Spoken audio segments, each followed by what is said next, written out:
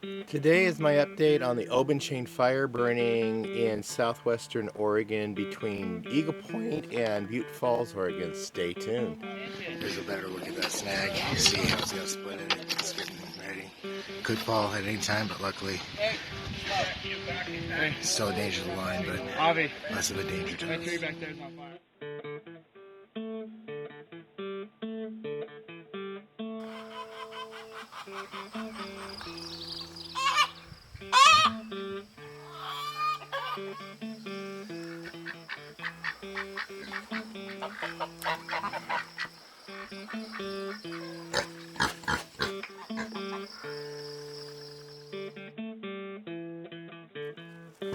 Hello, welcome back to Pine Meadows Hobby Farm. I'm your host, Jerry Hansen.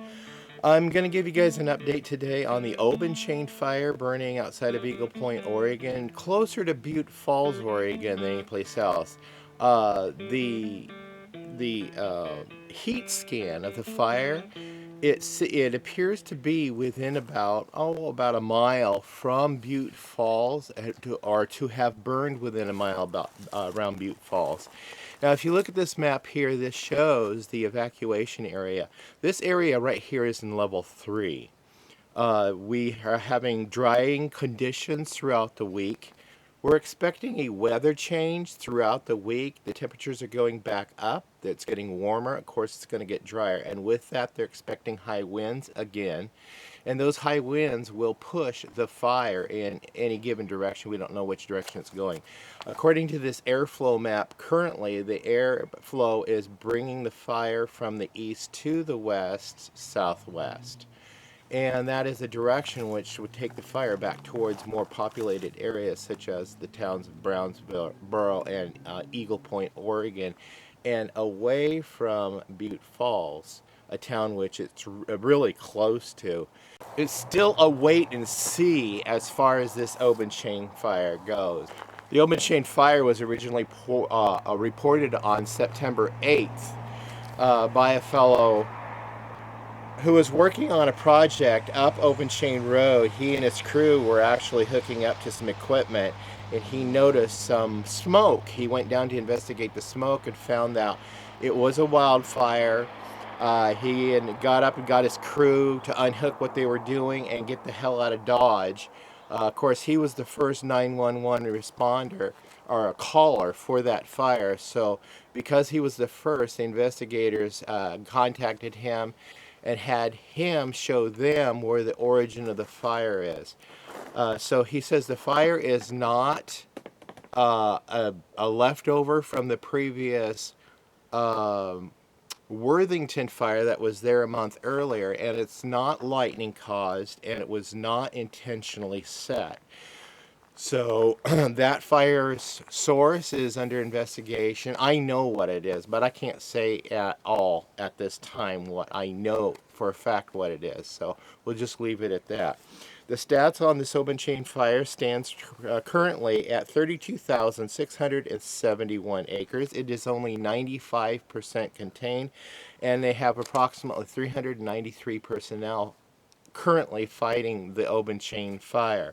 These conditions can change throughout the week as we see, like I said, the warming temperatures and the wind coming up, picking up, and drying things out a little bit more, and also causing flare-ups of the fire. So we're still a level of concern, but all of the level 1 and level 2 evacuation areas were dropped. Some level 3 evacuation areas were dropped, but level 3 still remains in the fire area, and also just around the edges of the perimeter of the fire we have a level 2 evacuation still in effect.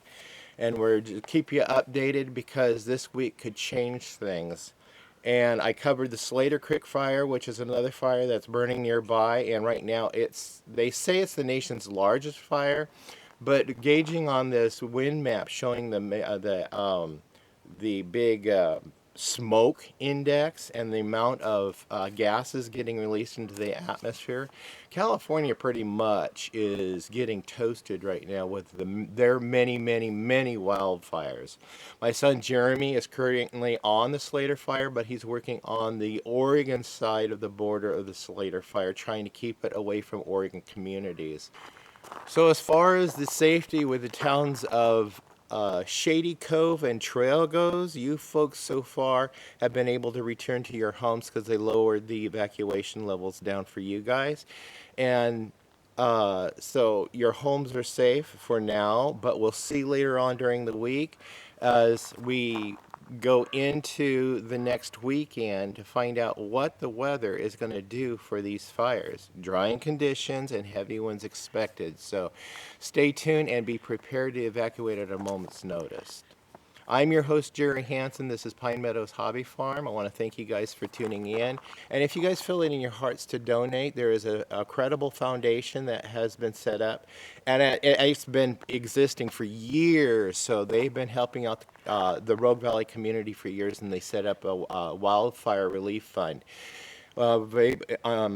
Working with the foundation, we were able to generate up to $75,000 so far in generous donations from around the world, especially with my videos going out to my global audience. I want to really thank you guys for contributing to that and helping families that really need the help, because a lot of these families lived in mobile home parks. And a lot of people who live in mobile home parks do not have insurance. So when they lost their homes, they lost everything. So if you feel it in your hearts to give, www.asantefoundation.org. That is one way you can do to help the situation here.